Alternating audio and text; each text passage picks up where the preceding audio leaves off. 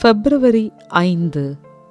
நமது அனுதின மன்னா ஊழியங்களின் வாழ்த்துக்களுடன் இன்றைய நற்செய்தி.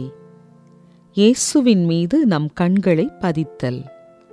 இன்றைய வேத வாசிப்பு யோவான் 5ஆம் அதிகாரம் வசனங்கள் 36 முதல் 40 வரை.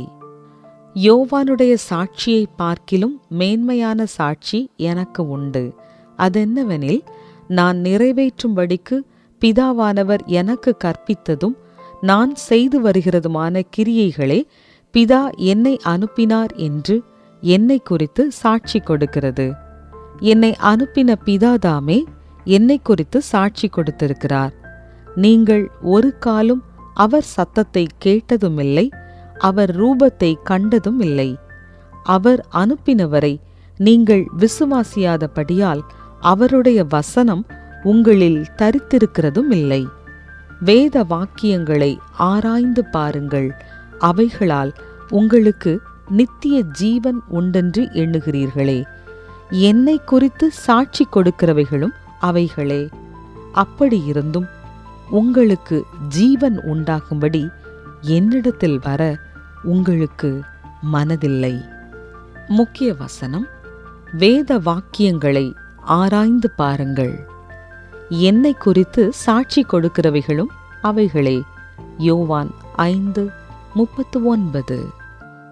வினிதாவின் கண்கள் அவள் அருகே இருந்த சாம்பல் நிற காரின் மீதே பதிந்திருந்தன.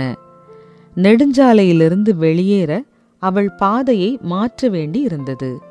ஆனால் ஒவ்வொரு முறையும் அவள் வாகனத்தை முந்திச் செல்ல முயலும் போது மற்ற ஓட்டுநரும் வேகத்தை கூட்டியதாக தோன்றியது.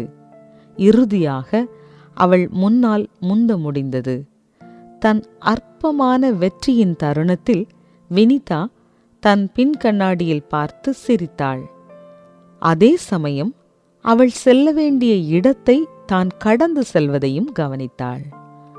ஒரு கசப்பான புன்னகையுடன் அவள், நான் முந்தி செல்வதிலேயே நோக்கமாயிருந்தேன், ஆகவே நான் வெளியேறும் வழியை தவறவிட்டேன் என்று சொல்லிக் கொண்டாள். தேவனுடைய வழிகளில் நடக்க வேண்டும் என்ற நமது விருப்பத்திலும் இப்படிப்பட்ட சறுக்கல் ஏற்படலாம்.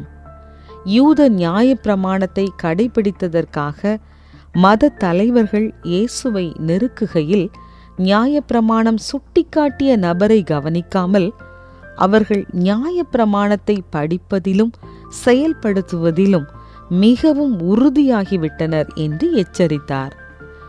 என்னை குறித்து சாட்சி கொடுக்கிறவைகளும் அவைகளே. அப்படியிருந்தும் உங்களுக்கு ஜீவன் உண்டாகும்படி என்னிடத்தில் வர உங்களுக்கு மனதில்லை என சுட்டிக்காட்டுகிறார்.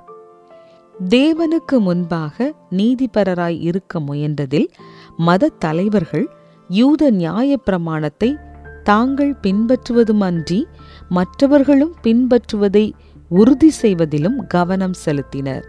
அவ்வாறே தேவனுக்கேற்ற வைராக்கியத்தில் சபை கூடுதல், வேத வாசிப்பு, சமூக சேவை போன்ற நல்ல காரியங்களை நாமும் செய்து பிறரையும் நம்முடன் சேரச் செய்யலாம். ஆனால் நாம் அவைகளின் மீது அதிக கவனம் செலுத்தி அவற்றை நாம் யாருக்காக செய்கிறோமோ அந்த இயேசுவானவரையே கவனிக்க தவறக்கூடும். எபிரேயர் 12:2 சொல்லப்பட்டது போல நாம் செய்யும் அனைத்திலும் கிறிஸ்துவின் மீதே நம் கண்களை பதித்திருக்க உதவும்படி தேவனிடம் கேட்போம். ஏனெனில் யோவான் 14:6 வாசிப்பதின்படி அவர் ஒருவரே வழியும் சத்தியமும் ஜீவனும் ஆனவர். இன்று நீங்கள் எதில் கவனம் செலுத்துகிறீர்கள்? நீங்கள் இயேசுவின் மீது உங்கள் கண்களை பதிப்பதின் அர்த்தம் என்ன? அன்பு தேவனே, கிறிஸ்து மூலம் எனக்கு ஜீவனை கொடுத்ததற்காக உமக்கு நன்றி. நான் செய்யும் எல்லாவற்றிலும் அவரை மையமாக வைத்துக்கொள்ள எனக்கு உதவும். ஆமென்.